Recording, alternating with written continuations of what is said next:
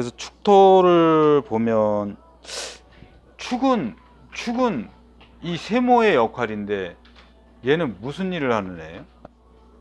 하나 무슨 역할을 하는 거야?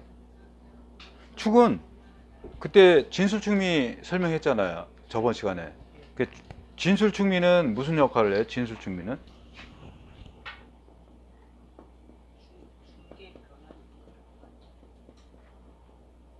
진술축미는 몇 가지, 세 가지 작용을 한다고 그랬잖아요. 묘고의 작용을 한다고 그랬잖아.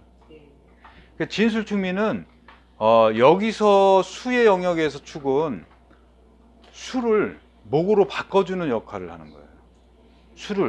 수를 목으로 바꿔주는 역할을 해. 그래서 자수와 축이 합하면 뭐가 토가 되죠. 이게 육합으로 육합했잖아요. 근데 오와 축 사이에 보면은 자축 합해서 토가 되잖아. 그래서 육합을 할 때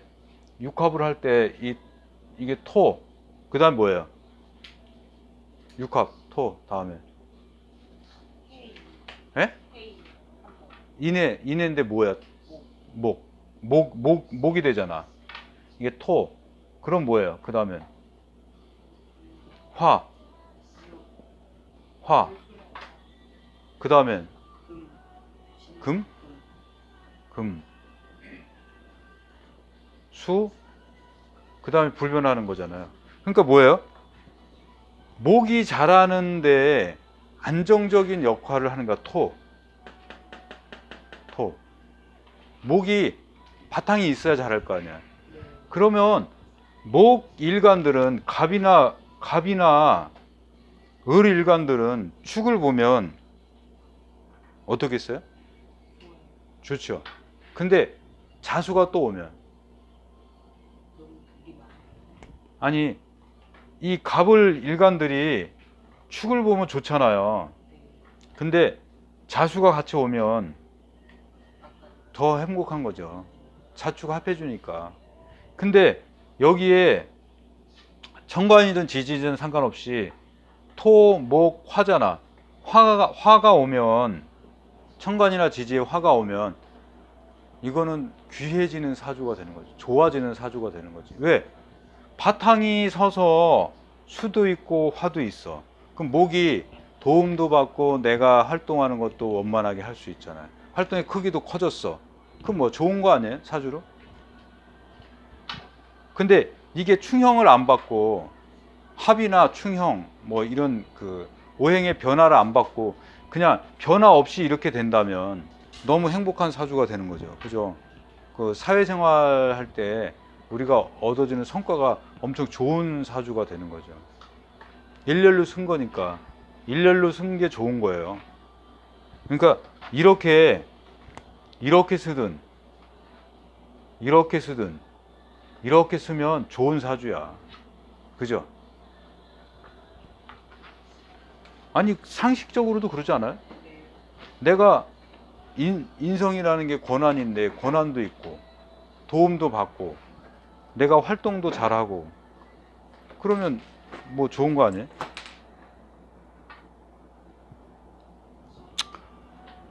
그래서 축은 12월 섣달 이렇게 돼 있네. 음력 소환, 대한이 소환에 와서 얼어 죽는다 뭐 그런 것처럼 축. 근데 축은 소인데 소는 우직하고 고집하고 묵묵히 일만 하는 동물이다. 태동기의 농기구 역할. 그러니까 이 태동기의 농기구 역할이라는 게 이 수의 영역에서 목의 영역으로 넘어가는 중간에 있는 거잖아요. 응? 그래서 이렇게 커브를 트는 힘이 이 오행 중에서 제일 세다고 그랬잖아요. 힘이 많이 들어가고 힘이 강한 거잖아요. 왜냐면 이 방압의 면에서 수직의 면으로 바꿔가는 힘이니까 센 거잖아요. 이게 뭐 분출을 할 수 있는 그 여기서 변화시켜주는 역할을 하는 거잖아요. 응축을 해서 응축력이 세지면 이게 축토의 역할이잖아.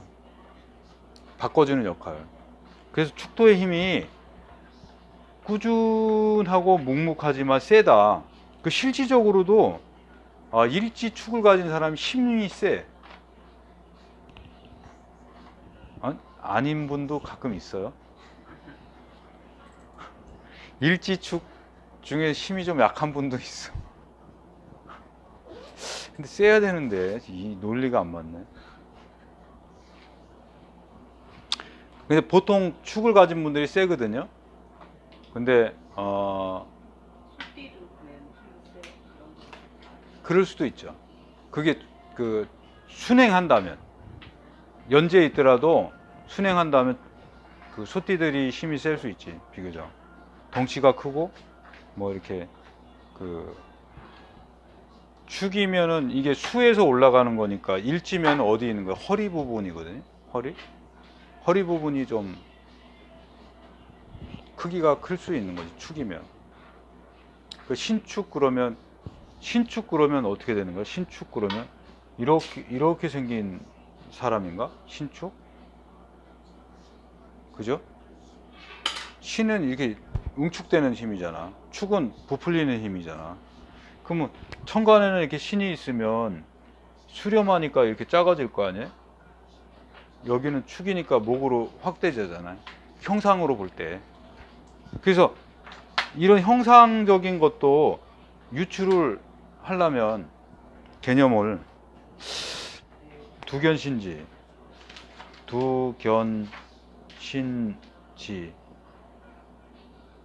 옛날 분들이 참 연구를 많이 해가지고 머리, 어깨, 신, 몸, 팔다리, 두견신지, 이 두견신지기를 오행이 어떻게 집중되어 있는지를 봐서 그 형태를 좀 보는 거예요. 이게 좀 어렵긴 한데 자꾸 아니요, 이거 그 사상의학도 결국은 그 음양오행의 기초에서 만든 거잖아요. 역학의 기초에서 만든 게 사상의학이잖아요. 이 사상이라는 게, 우리가 오행은 원래는 4원소, 카드에서 보면 4원소 있잖아요. 4원소인데 여기에 토의 의미가 더해진 거예요. 옛날에는 사상을 갖고 봤어.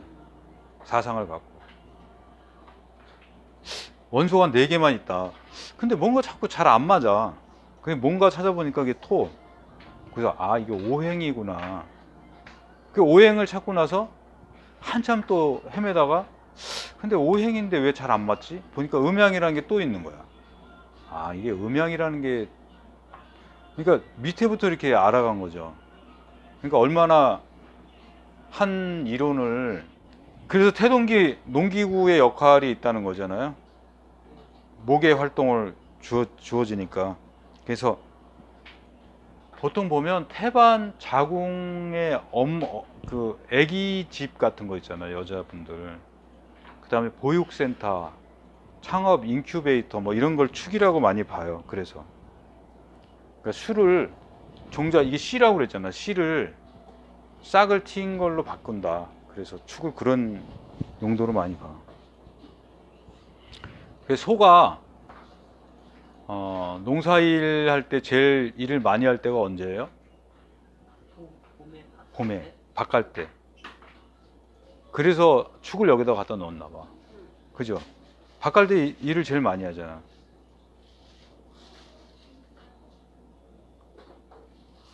그래서 여성의 태반 양수를 의미하고 출생까지 생명체를 보호할 시기이다. 그 수택이 뭐, 이 타기는 뭐냐? 태학이겠죠? 태학. 오늘 오자의 날이구나. 오자. 그 손, 이게 특징 심리에 보면 손, 언땅, 감춘다, 환절기를 의미를 인간에 적용한다. 그 토는 다 환절기죠. 계절로 따지면. 속내를 잘 드러내지 않은. 축은 좀 느려요, 행동이. 예? 그 봄이 되기 전이기 때문에 되게 느려. 그리고 사람들이 생각할 때 좀 답답해. 왜냐하면 우리가 똑같은 시간인데 봄이 가깝다고 생각하면, 그죠? 되게 이렇게 빨리 와야 되는데 왜 아직도 춥지? 막 이런 생각을 하잖아요. 기대 심리에 못 미쳐가지고. 그래서 남들의 기대 심리를 잘 욕구를 잘 수용하지 못해, 축이. 근데 축이라는 존재는 유금이 하늘로 올라가면 신금이잖아요. 신금의 존재를 만나면 좋아. 축이.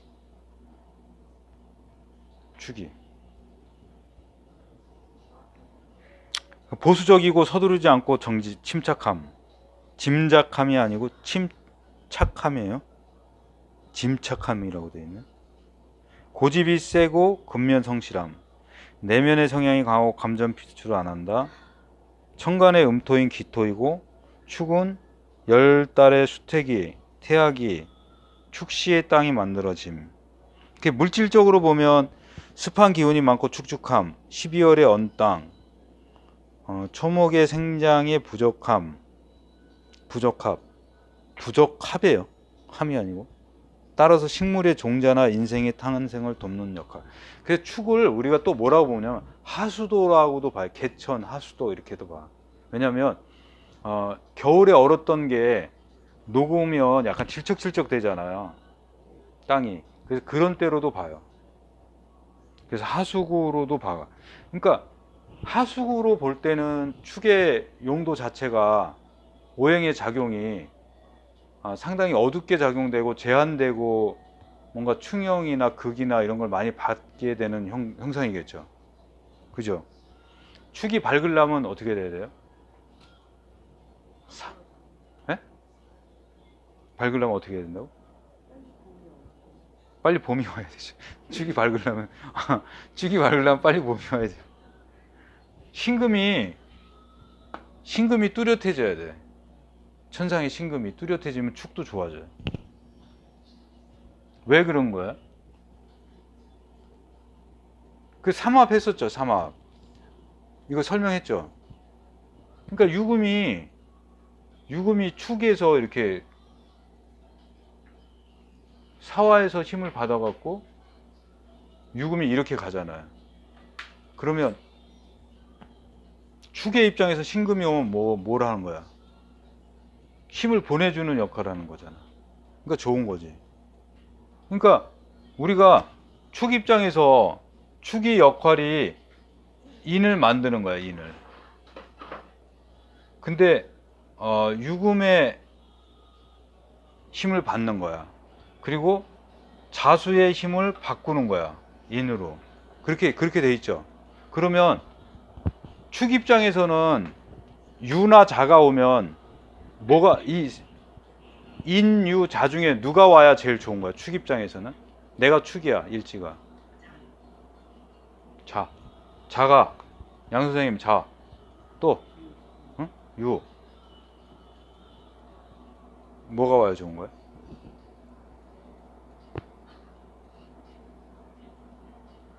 유가 와야 좋은 거야, 유가. 왜냐면 유가 힘을 준다고 그랬잖아. 자수가 오면 뭐예요? 축은 할 일이 생긴 거야. 목으로 바꿔야 되잖아. 그럼 인이 오면 어떻게 되는 거야? 인이 오면 바빠져. 인이 오면 바빠진다고, 축이 역할이. 그렇지 않겠어요? 나쁜 건 아니지만 이렇게 따지면 되지. 자수가 오면 귀찮아. 꼭 해야 되는 일이니까. 의무적으로 해야 되는 일이야. 의무적으로. 자수가 오면 의무적으로 자수가 왔어. 토로 바꿔가지고 목으로 바꿔줘야 되네. 의무야, 의무. 인이 오면 뭐예요? 내가 하고 싶은 일이야. 인이 오면 자수를 빨리 땡겨와야 돼. 야, 인이 왔어. 빨리 너 자 어디 있어? 자를 찾으러 다니는 게 축의 일이야. 그렇지 않겠어요? 인이 오면 힘은 어떻게 되는 거예요? 힘은 인이 제일 많이 쓰게 되는 거예요. 힘의 크기로 따지면 인이 올 때 축이 제일 많이 힘을 써. 하지만 이 수에서 목으로 바꿔가는 거잖아요. 그러면 이게 항상 다음 단계를 지향한다고 그랬잖아. 다음 단계를 추구한다고 그랬잖아요. 수라는 건 목을 추구하는 거니까. 그러면 토도 이때는 수의 역할에서 목을 추구하는 역할을 하는 거죠. 그래서 인이 오면 내가 할 일을 찾은 거야. 근데 힘은 많이 들어. 힘은 많이 들고, 자수가 오면 해야 될 일이 나타난 거야. 그렇겠죠. 해야 될 일이 자수가 오면 나타난 거고, 인이 오면 내가 할 일이 나타난 거야. 할 일이 나타나면은 해야 할 일과 할 일의 차이는 무슨 차이가 있는 거예요? 해야 되는 일과 할 일과, 해야 되는 건 안 하면 안 돼. 그잖아요. 해야 될 일은 의무니까 꼭 해야 되는 거잖아. 국민의 의무를 저버리면 어떻게 되는 거야? 병역의 의무를 저버리면 어떻게 돼? 그 유승준처럼 못 오잖아요. 지금 풀렸나? 그렇게 해야 할 일을 저버리면 꼭 해야 돼? 안 돼, 그거는. 근데 할 일이 생긴 건 뭐예요? 해도 되고 안 해도 되는데, 내가 하고 싶은 일이니까 해야 되는 거죠. 그죠? 그 의욕적으로 인이 오면 나가는 거지. 근데 유가 오면 뭐야? 나태해지는 거예요. 주어진 거잖아. 유가 주는 거잖아. 그럼 유가 오면은 얘는 축은 무슨 작용을 하는 거야? 유가 오면 금의 작용을 하는 거야. 이게 유가 오면 금에. 나는 금이야. 자가 오면 예? 수의 작용을 하는 거예요. 인이 오면 목으로 바꾸고 싶어 하는 거야. 목이 되고 싶어 하는 거야. 근데 이 사람의 사주에 목이 안 좋아. 예? 목이 활동성이 안 좋아. 그러면 인이 오면 어떻게 되는 거예요? 네가 하고 싶은 일이나 하면은 위험한 일이 되는 거야. 그렇게 해석할 수 있잖아요. 그죠? 목이 있어야 되는 사주인데 목이 없어가지고 안 좋은 사주가 있잖아. 그럴 때 인이 오면 어떻게 되는 거야? 아주 활발해지는 거죠. 자, 구사일생 하는 거지. 기사회생 하는 거지. 그래서 지지를 공부할 때 아예 이렇게 삼합, 방합 막 이렇게 외우지 말고 이렇게 연관성을 생각하면서 공부를 해야 그 해석이 좀 깊어질 수 있겠죠.